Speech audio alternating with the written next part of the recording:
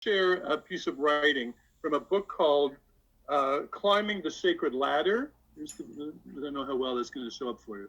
Called Climbing the Sacred Ladder. And it's written by a Jewish woman who goes through the four levels that in Jewish philosophy we all go through, which is the body, the emotions, our thought, and then the soul, on how to come to a thankfulness in life.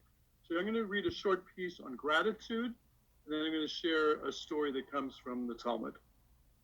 Gratitude is a positive emotion which focuses our attention on the gifts, on the strengths and the blessings in our life. Gratitude is giving thanks to a higher power for all the blessings which sustain us and bring us joy.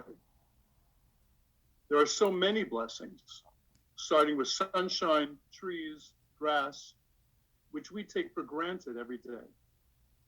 There are more than sufficient gifts of beauty to sustain our soul.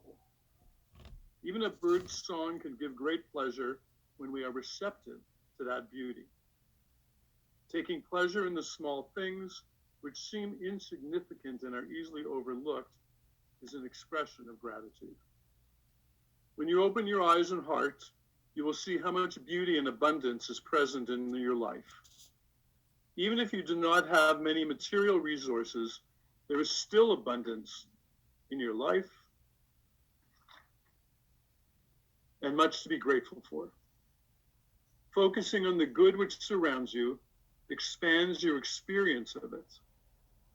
If you are content and grateful for what you have, you are rich.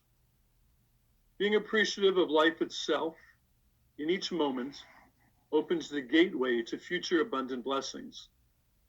Gratitude is a habit which grows by cultivation.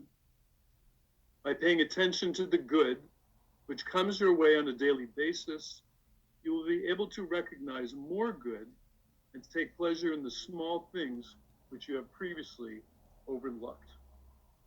So that's a piece of more modern writing. And here's a story that comes from the Talmud, which dates back to approximately 500 CE. So the story is told of Rabbi Zoma, who saw people gathered on the Temple Mount. He was walking with his students, and he says out loud, "Praised are you, God, who created all of these people to serve me." The students were kind of shocked. He wasn't known as an arrogant man. They said, "Rabbi, you say a blessing looking at a crowd. You say, 'Thank you, God. You created these to serve me.'" And then Zoma said, "Think about Adam Harishon, Adam and Eve, the first human being. If Adam wanted to eat bread, he had to plow, he had to sow, he had to reap, he had to thresh, he had to winnow and grind and sift and knead and then bake, and then he could eat some bread. He says, I wake up and that's all done for me. I get to eat bread." He continued, if Adam wanted to wear a shirt, he had to shear a sheep, wash the wool, comb it, spin it, weave it, and then he could wear a shirt. I wake up, I can buy a shirt, and it's all done for me. So we are all in an interconnected world, and the very act of waking up in an interconnected world is an act of recognizing thanksgiving for all the pieces that are in place. So we're gonna go around. I'm gonna give each person, I'm gonna ask you all to unmute yourselves,